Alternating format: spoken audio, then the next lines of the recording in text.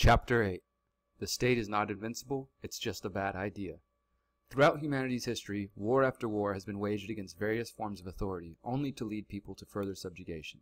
This happens because the people are often mesmerized by yet another savior promising hope and change, while truly chasing after power. To understand this drive for power and control, we must understand power itself.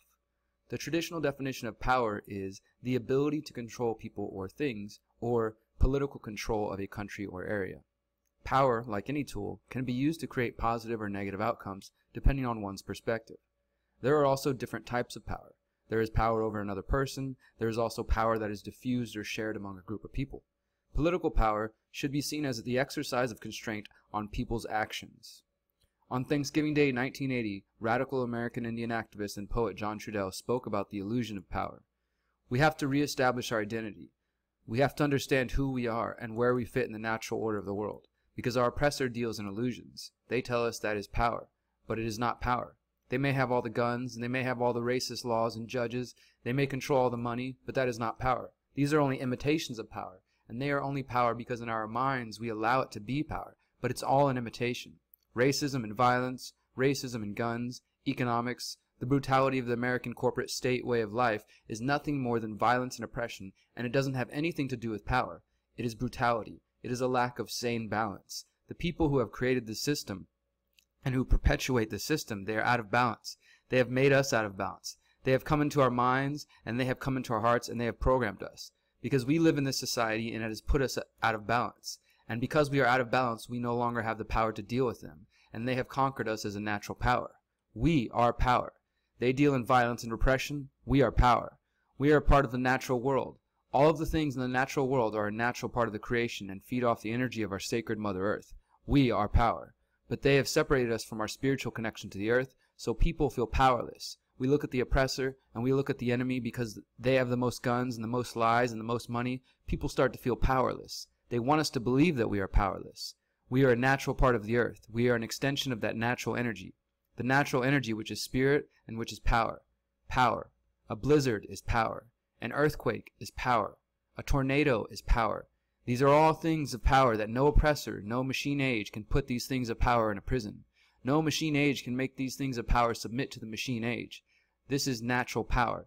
And just as it takes millions and billions of elements to make a blizzard to happen, or to make the earthquake, to make the earth to move, then it's going to take millions and billions of us. We are power. We have that power. We have that potential for power. As Trudell points out, power is more than just the physical mechanisms of the state, more than politicians who can be voted out or even imprisoned. There have been countless battles to overthrow the established powers, but none of them have resulted in freedom for humanity in the long term. This is because all of these struggles were being fought on the wrong battlefield. Obviously, dealing with the physical manifestations of oppression will be a part of any evolutionary movement, but we must recognize the fight that exists beyond the physical realm. That is, the internal struggle between your desire for freedom and your internal tyrant's desire to bend your will to authority. The oppressed have always thought we were fighting against people, when we are truly engaged in a war of ideas. Without a doubt, slavery and physical abuse exist and have resulted in a great deal of damage and destruction. But let's imagine that all the slave masters, policymakers, and bureaucrats who approved of legal slavery and abuses were suddenly removed from the equation.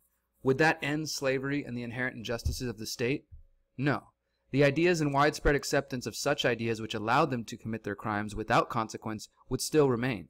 This leaves the door open for future authoritarians to repeat the process. As long as someone who holds a desire to wield organized power for their own means, whether benevolent or not, there is a risk of the state being recreated and inevitably growing beyond the control of the people. Yet, when we look around at our world today, it is obvious this concept is still not understood by the majority of the population, who have the understandable but misguided tendency to think that violence is going to solve their problems. For far too long, our species has used violence as a tool to achieve our goals. Violence has been at the very basis of social organization and problem solving for a better part of history. This may be why some people are so quick to resort to violence in any conflict. They have learned it from the state. Perhaps we have become desensitized to the use of violence after a lifetime of witnessing government and their mercantilist corporate partners employ violence in the form of war, taxation, ecological destruction, and outright slavery. We must unlearn the narrative that has been provided and rewrite our understanding of the nature of government and human relations in general. One of Albert Einstein's most famous quotes is, Problems cannot be solved by the same level of thinking that created them. This applies perfectly to the situation we are discussing and sheds light onto why the violent revolutions of the past were never able to achieve their goal of setting the human race free from authority. Since birth, the establishment has fed us perpetual lies, and unfortunately, even when someone discovers the violent nature of that establishment, they are still met with the task of sifting through everything they have ever been told to see what was true and what was not. When that backtracking doesn't take place, it is common for people to get caught up in the vengeful mentality that comes along with learning about one's own enslavement. When lies about human nature or the capabilities of our species are still not recognized and addressed, then it is very hard for people to wrap their minds around nonviolent and apolitical solutions to the problems we see in the world today. The state and all of its predatory appendages, like the corporate and military-industrial complexes, are not simply groups of people with weapons who need to be overthrown.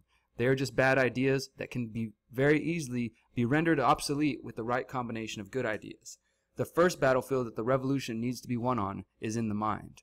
To destroy the problems that were created with violence, the most effective weapons are good ideas and nonviolent solutions, not continuing violence and failed politics.